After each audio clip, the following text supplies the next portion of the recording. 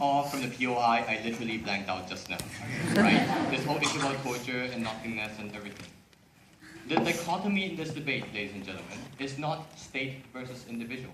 It's what kind of environment is this person being put in when they're making this particular decision.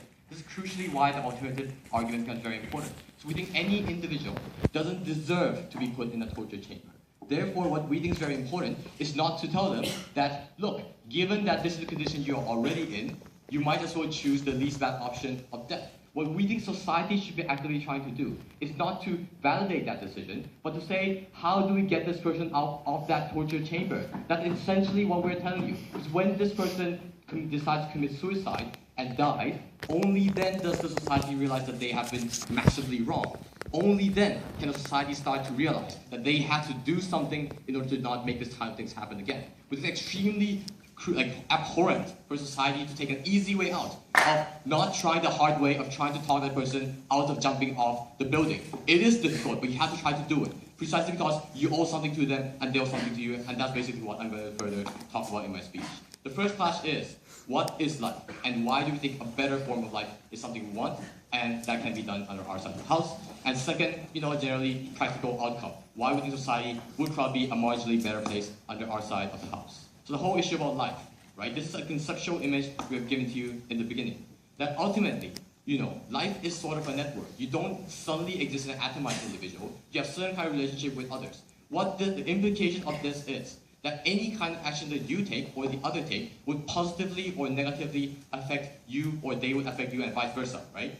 Your death will negatively affect some people around you, definitely. That they would grieve, they would mourn, they would feel extremely horrible. They were not able to do anything. That's the one thing that you are going to do something to others. But it's also very important to realize, and this is what's Kowa's second part of his speech, that also the community have wronged you, that they forced you into the position this was the only kind of dichotomy that you were able to take, life or no life.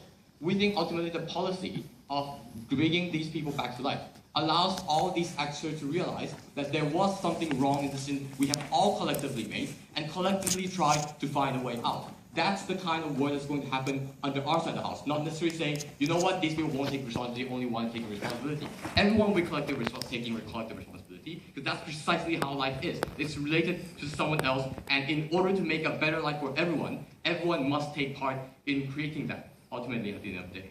The second, and this is the direct clash towards them, right? Let's measure the whole idea of choice against the society network. Because there's a general idea that your community does not own you, therefore your individual choice must trump over that particular community. Let's look at the first thing of, does the community own you, right? From the framework of network again. The logical opt-out that Tominaga-san was talking about. That you are able to opt out of state, for instance, you're able to move to somewhere else. Look, that's not, you opt out not from the network, but from a particular state. You are still preserving that whole, for example, relationship with someone that you love. Maybe a long-distance relationship, like what I'm in right now, for example. Or perhaps you're engaging in economic activity that actually goes back to benefit the original state. The point is, ladies and gentlemen, this kind of opt-out that we allow right now is categorically different from suicide. Because you don't end up with nothingness. You still end up in different kind of relationship that will meaningfully make everyone's life better as well. That's the difference. So the parallel doesn't particularly work here. The second, let's talk about this whole idea of choice being legitimate or illegitimate or not, right? Because that's not particularly the kind of dichotomy we're really advocating for.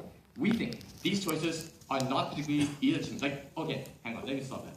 The legitimacy or illegitimacy of a choice, we need to understand what kind of standard should we use to judge it. We think a choice is legitimate and good if it's going to make your life better. But what we need to understand, no thank you, is the dichotomy in which you're being presented are both going to make your life horrible. Right? Continue living would basically, as Thomas would put it, make you being in a living hell. But the choice of suicide would definitely, again, be bad, right? Because you will die and you will cease to exist and nothingness will fail. We don't think nothingness is generally a good thing anyways. What we think is something very important here is that society ultimately has failed to provide you with a better set of choices. The society has put you in a torture chamber and then left you there. We think it's crucially important for society to realize that, right? That's why we think that ultimately we are able to provide that. Because what we need to understand is not, is choice good or bad? We need to understand what kind of condition are you being put in when you are making that choice. That's kind of the reason why the state doesn't allow, for instance, you opting in to an extremely bad labor condition, because you know it's a bad choice versus an even worse choice of things like that. But the state would actively try to tell you that, look, the society doesn't need to be like that. You shouldn't take that choice, but ultimately we will make sure and fix things so that they have better better labor condition, for instance. Ultimately, ladies and gentlemen, society does have the capability to create a better environment for you to make choice. And we think the act of suicide would destroy that kind of chance of creating that better environment. Yes? But when suicide isn't permanent anymore, it doesn't have the power to tell people to change. Yeah, that's my second class. Okay, anyway, and I'm going to get back to that right now, right? What is the practical outcome of this particular policy? Because that is our burden as well, right? That things are more likely to turn to become something better. And that's pretty much what Kevin was talking about as well. But ultimately, when this kind of action happens, there will be some kind of discussion. There are some unique experiences that everyone has gone through, unique realization that everyone has gone through, and that kind of factors make the discussion more meaningful. You are able to understand the actual things that happen, not simply assuming that something is going on in someone's mind. That kind of things, for example, trivializing depression will no longer happen because that depression seems extremely serious to the extent of killing themselves. And here's where Thomas POI just now comes in. That look, if death is no longer permanent, people will cease to take it seriously.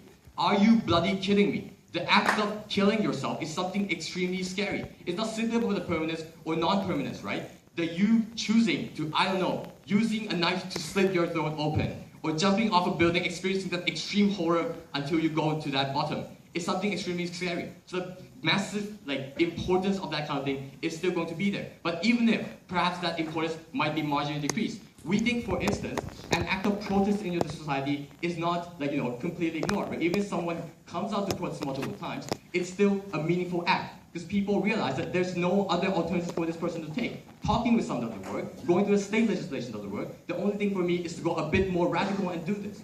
All these kind of things are able to highlight that massive problem this person is experiencing, ladies and gentlemen. Ultimately, what you need to ask yourself in this debate is not state versus individual, but what kind of condition are you being put in right now when you're making this choice? We think any person who are being forced to commit suicide are in a situation that's extremely horrible. And we think reviving them will make sure the condition becomes a bit more better. We're very proud of both.